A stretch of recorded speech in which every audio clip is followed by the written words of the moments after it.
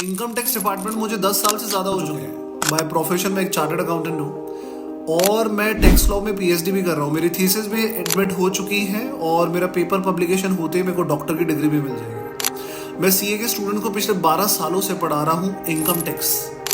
मैं जीएसटी भी पढ़ा रहा हूँ 2017 से। मेरा अगर आप खून निकालेंगे तो शायद खून ना निकले पर टैक्स ज़रूर निकलेगा। तो मेरा टैक्स में इतना इन्वॉल्व होने के बावजूद भी आज मैं क्लेम करता हूँ कि हाँ, इंडिया में इनकम टैक्स बहुत वियर्ड है। अगर आप एक सैलरीड पर्सन है और आपका बहुत अच्छा सैलरी है, आप साल का 10 करोड़ कमाते हैं पर आपका 4 करोड़ अप्रॉक्स और टैक्स चला जाता है। अगर आपकी बिजनेस से इनकम है और आपका टर्नओवर 20 करोड़ का है तो हम लोग कुछ ऐसे एक्सपेंस बना देते हैं कि आपका टैक्स 1 करोड़ ही रह जाता है या शायद उससे कम।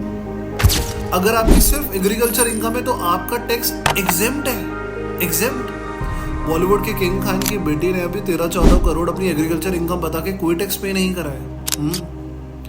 अगर आप इस देश के वासी हैं और अगर क्रिकेट से आपका नाता नहीं है तो ऐसा हो ही नहीं सकता।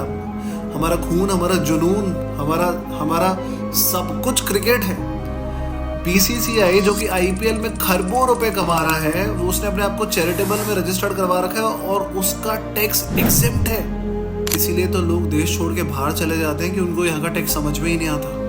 सारा का सारा टैक्स मिडिल क्लास के ऊपर ही क्यों? मैं हूँ हैरान। क्या आप भी हैरान हैं? अगर हैं तो सॉल्यूशन दीजिए कमेंट बॉक्स में।